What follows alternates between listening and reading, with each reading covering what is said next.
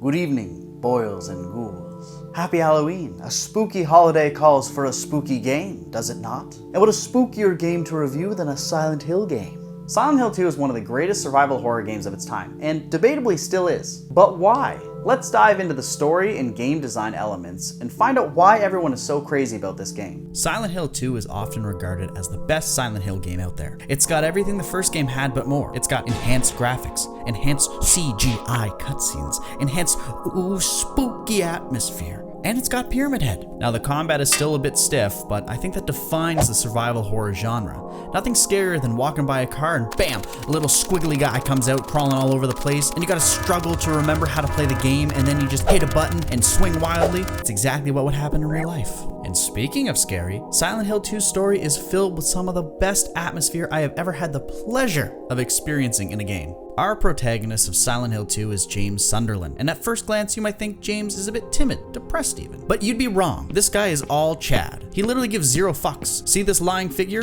No fucks. See this hole? Gotta go down there to see if there's any fucks in sight. The game starts off with James staring in a bathroom mirror in the iconic beginning of Silent Hill 2. James has come here in search of his dead wife Mary, who died 3 years ago due to an illness. And this is when things get real scary. He came to Silent Hill because Mary, sent him a letter from the great beyond. In the letter, she tells James she's in Silent Hill and to meet her in their special place. So James sets off to find his dead wife. Hey, look at the sign. It says, "We come." Ooh, see, I told you this game was scary.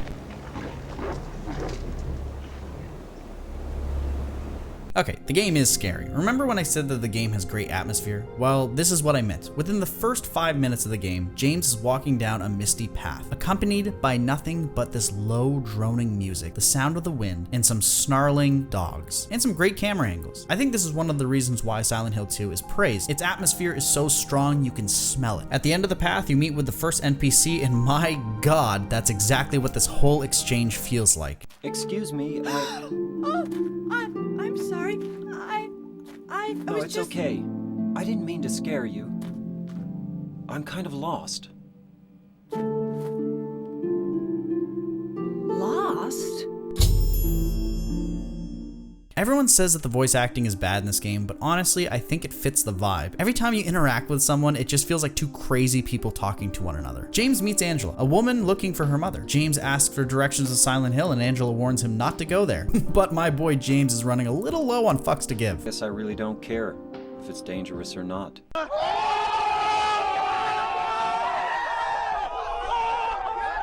After going a little further, you're hit with this low droning noise that gets louder and louder and louder.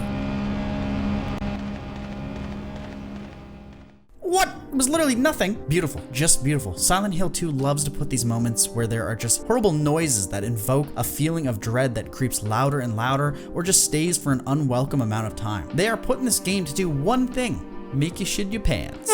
And they don't even use them that often. I can think of like 4 instances where this happens, and it's not like it's overused, it's just a mastery of atmosphere. James eventually makes it to the fabled Silent Hill and follows a blood trail. He ends up hearing a scream and investigates. It's here James finds the classic radio, which can warn you when monsters are nearby. Speaking of which, James, there's something behind you!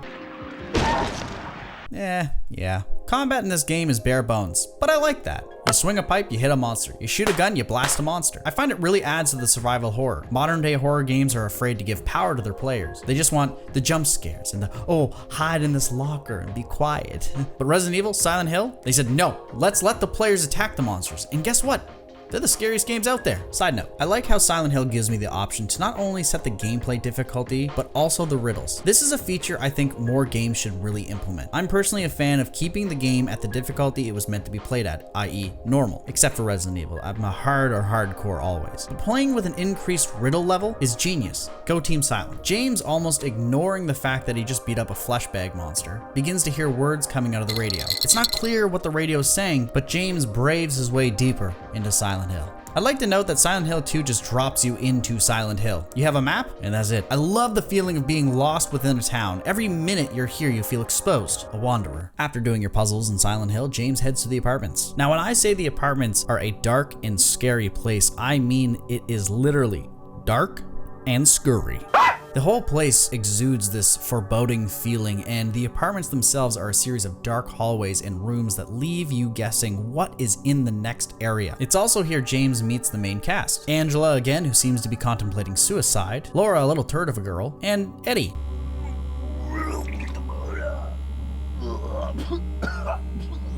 The apartments is also where it happens. You know, one of those moments in video games where something really impactful happens and it hits you and it's just locked in your mind forever. Well, that's the first appearance of Pyramid Head. It's not a cutscene, it's not a battle, it's just you, him, and some bars in between the two of you. But of course, James feels unfazed and he leaves and goes into a room where a scream happened, and...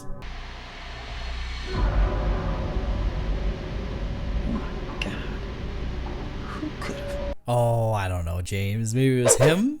Maybe it was this guy right here? This guy right across from the bars? No, it couldn't be him. You grab the key and do some more puzzles, stick your hand in a hole because why the hell not? And enter into the other side of the apartments. And great, the first cutscene is old Pyramid Head and he's trying to wrangle them mannequins. Consensually, of course. And with quick thinking, our hero James hides in a closet and shoots Pyramid Head when he gets too close. And it works. Now the rest of the apartments is a coin puzzle that I got stuck on for 4 hours during my first playthrough, but also a boss fight. Your first boss fight versus none other than the mannequin wrangler himself, Pyramid Head.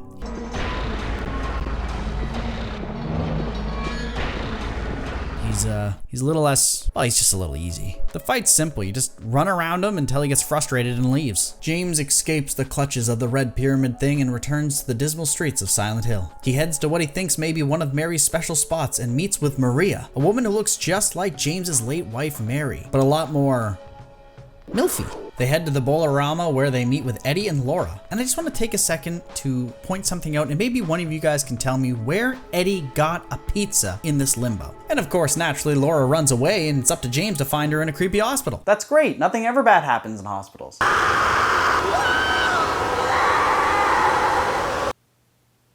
Oh no. The hospital is another iconic location in Silent Hill. It also has the first appearances of the nurses, a symbolic representation of James's sexual frustration when Mary is hospitalized, and now iconic monster in the franchise. It's also the first area where you can find something that changes the outcome of the ending. Did I mention this game's got multiple endings? Yeah, it's got 5 endings if you have the original game, and 6 if you have the greatest hits version. Or you could be like me and get the greatest hits version off eBay, only to find out that the guy who gave it to you gave you the normal version inside. Luke Marshall, if you're watching this right now, I will find you. And I will obliterate you. Once you get to the top of the hospital, you're confronted by none other than Pyramid Head once again, and he shoves you off into the depths below.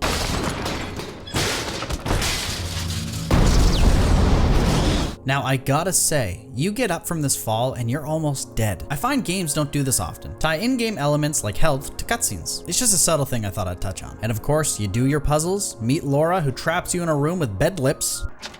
What are you doing? Do trivia.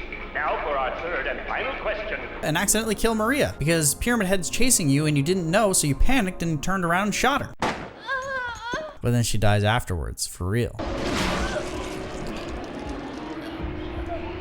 After James escapes the horrible endeavor with Maria and P-Head, you find some notes telling you to find a key and enter the museum. Then you are released back into the horror that is Silent Hill. Although this time it's different. It's like super Silent Hill, because everything's dark, which is scary. Nurses now roam the streets, and I just want to point out something super minor, but I was wondering if you guys can appreciate it as much as I did. I was running around the dark streets of Silent Hill, and I came across this street light. It was still working, and nothing was wrong with it. It was just there. And in that moment, I felt like almost like a surge of unsettlement. I don't know why, but that one semblance of normality within Limbo just seems so alien to me. Spooky traffic light aside, once you finish your puzzles, you head to the museum, and once again, Team Silent uses the power of atmosphere as you walk down this deep stairwell, only to hear this unsettling horn blow from the darkness beneath.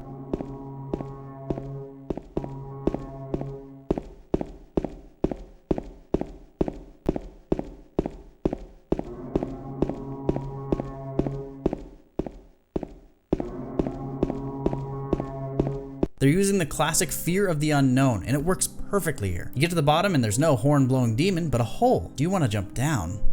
I don't think that's a good...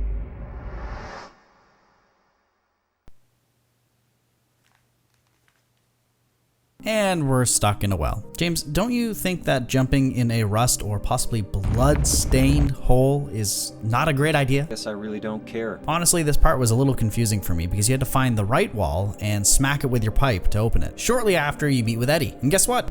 Killing a person ain't no big deal. He's going bonkers. Past here, you enter the prison, and I love this place. It's short and sweet, but damn is it spoopy. There's like some demon stomping above the cells, muttering sweet nothings to itself.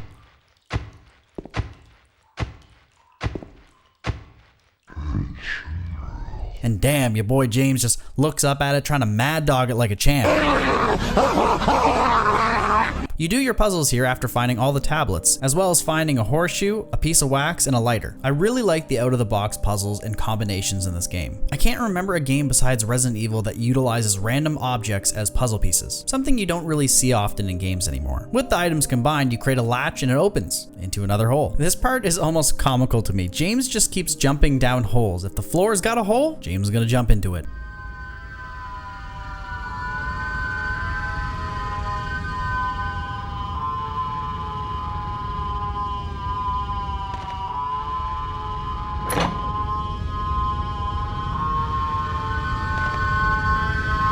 Okay, my anxiety's spiking, I gotta go. The holes lead down to the labyrinth, where you meet the Goblin King Jareth. No, 'tis but a Halloween jest for ye. You meet with Maria. Turns out she's not dead, just imprisoned. And after a booty call, Don't you want to touch me? James decides to go rescue her. Now you'll have a run-in with a few pyramid heads. Yes, that's right, I did say a few. Oh, wait, you thought there was just one pyramid head? By my calculations, there's at least 2. You also run into Angela and fight against a creature known as the Abstract Daddy. Angela runs off and you find Maria. Dead. Again, what's new? The thing I like about the labyrinth is it begins to finish up the main cast's backgrounds. Angela was abused by her father, who was represented by the Abstract Daddy. Eddie was bullied and gave into his darker side and went crazy. First met. I'll kill you, James.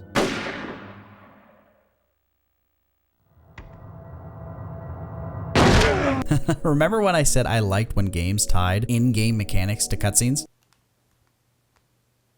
You end up fighting Eddie, and to be honest, I like Eddie's fight a lot because it's a stark contrast to every other fight in the game so far. You just fight a dude with a gun. Once Eddie is down for the count, you head to the lake, and gamer tip number 420, blaze it, you need to row towards the light here. I didn't do that, and I was lost rowing for 20 minutes. Once the lake portion is done, you make it to the hotel.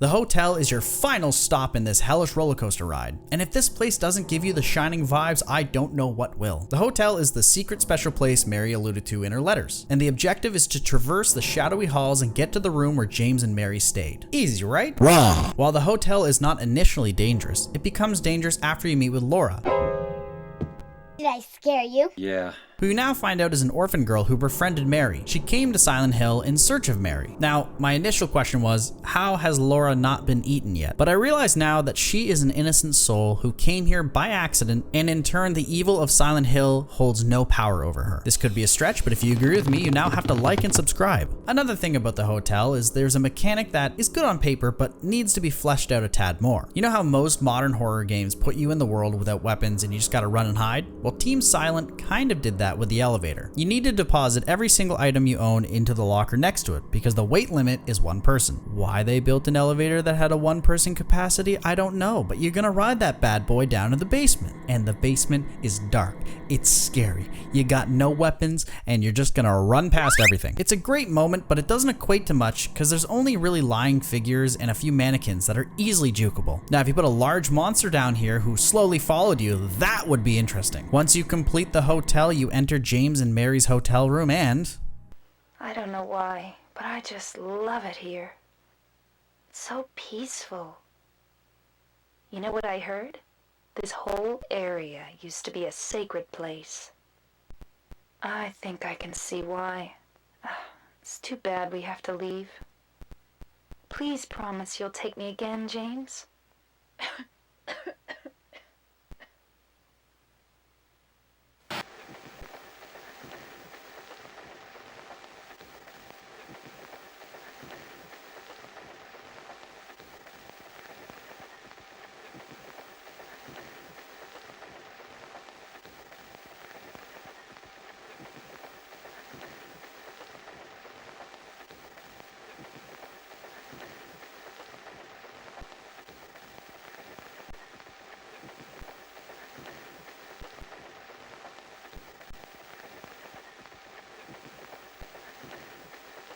Yep, turns out James was a pillow-happy wife killer all along. She drew first blood, not me!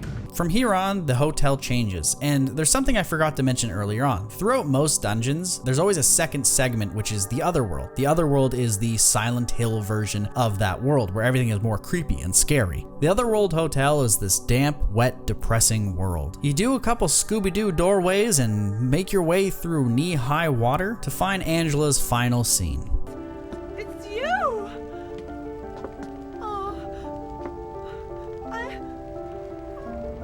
I'm sorry. Angela, no. I love this scene. It's super Kino. Near the end, Angela starts ascending to God knows where, and James says, It's hot as hell in here. You see it too. For me, it's always like this. I don't know why, but the fact that this has been Angela's hell this whole time and you didn't know, it just hits differently. Upon leaving, then re-entering, you make your way through the halls and meet with not one, but two pyramid heads, and James's hilarious scream. The troublesome two are strong, so you need to circle strafe them as well as unload every bullet you have in your gun until they decide they'd rather be dead than to die by James' hand. The Ultra Chad. Oh, I also forgot to mention that they are sacrificing Maria, who once again is apparently not dead, but she's dead now, again. After the pyramid heads are dispatched, you go to the top of a warehouse in which, depending on your ending, you meet with Mary or Maria. And of course, in my ending, I got Maria. She's still alive. I don't know how she's still alive, but she is. She goes a little bit loco. She turns upside down, turns into a bed nun, and then initiates battle with you. And then you just run around and shoot her till she dies. I'm honestly not the biggest fan of the final boss fight. It's cool, but it's just underwhelming. Once you defeat Maria, she lays on the ground calling for James. James defeats Maria and the ending plays out, which once again, depending on what ending you get, could be James talking, could be Mary talking, could be something else. I don't know. Find out for yourself. Mary tells how much she loves James and she forgives him, and in the ending I got, James leaves Silent Hill with Laura and they live out the rest of their lives in peace. Nice ending, right? Wrong. The canonical ending is James grabs Mary's body and slaps her into a car and drives into a lake and kills himself with her by his side. Now that is an ending. Silent Hill 2 has a mastery over atmosphere, and every portion of this game is just absolutely riddled with the feeling of fear and dread, and I think that's what draws people to the conclusion that it's one of the best survival horror games ever, and one of the best Silent Hill games. Is it my favorite? I don't know. I think every Silent Hill game has a little charm that it brings to the series, but it's definitely an amazing game. But with that being said, happy Halloween everyone, and I'll see you guys next time.